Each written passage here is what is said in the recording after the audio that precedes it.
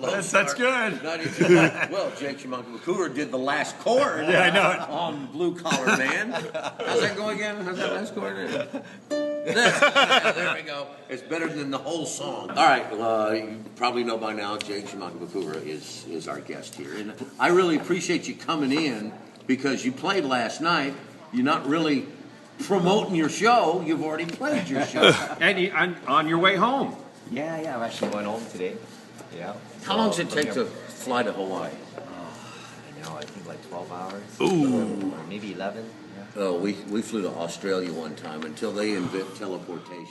Back, 22 hours on a plane? No. And you're traveling the world. I mean, you go home and you'll be there for a while, but then you're going to do a tour of Asia. Yeah. Incredible. Next week, then we head out to Asia, doing Hong Kong, Taiwan, Thailand, Japan. Right in the wave, aren't you? Yeah, it's been great. I mean, I tell people this is like my college experience. I mean, I'm just really enjoying it and just trying to be a sponge and, just take it all in. It's great. Okay, well, when people find out who you are and what you do, what do they ask you to play? What do they request? Probably the request that I get, the most was George Harrison's "While My Guitar." Oh yeah, because they saw you on YouTube. Yeah, because of the YouTube thing. And after that, Makalini Hana. Show me, do a little "While My Guitar Gently Weeps." All right, here we go.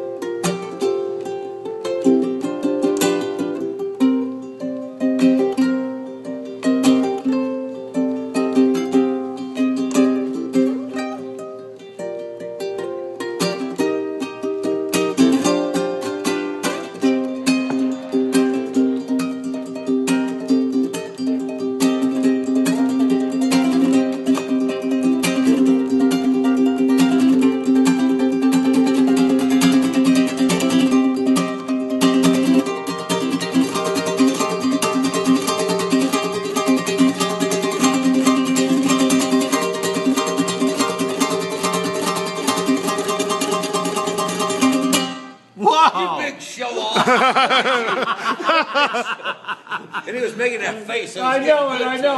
That sounded great. Now, there was a PBS special that was out about you, too, wasn't it? Oh, yeah. That's right. It's called Life on Four Strings. And, yeah, when they basically about 3 years ago, they approached me and they're like, hey, you want to do this documentary on you? And I was like, really? You sure you got to I don't think I'm that interesting.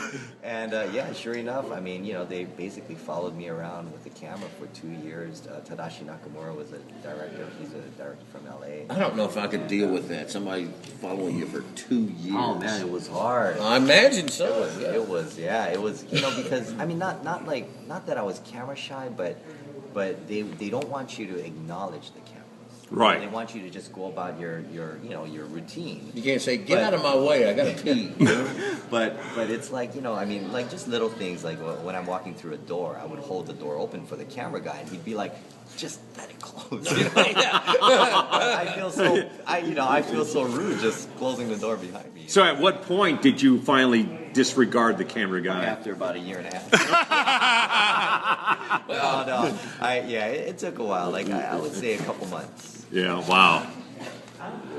So you're like, because you see those reality shows and all that, and you think, are they playing it up? Are they playing to the camera, or are they just they're just really? Well, they do. It's hard to just not ignore the camera sometimes, Yeah. But you got to do what you got to do and get it done. And you met some stars?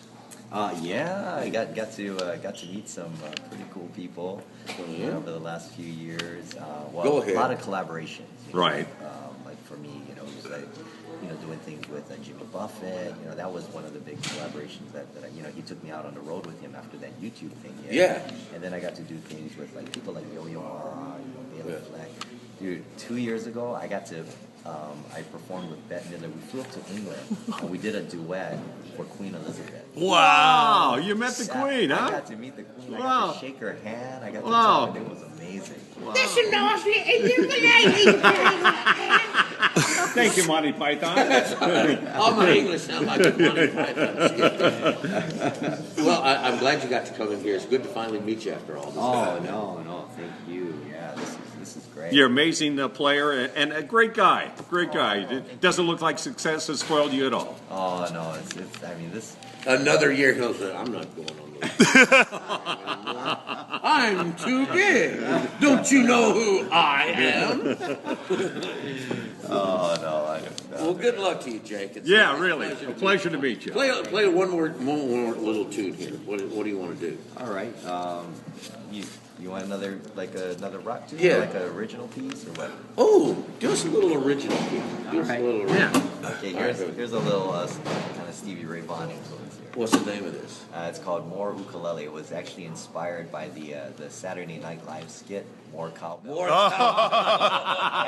And the cool thing though, I recorded this, on my latest album, and I actually got Alan Parsons to say, "I'm Alan Parsons, and I got a fever, and the only prescription is more ukulele." All right, let's hear it. All right, here we go.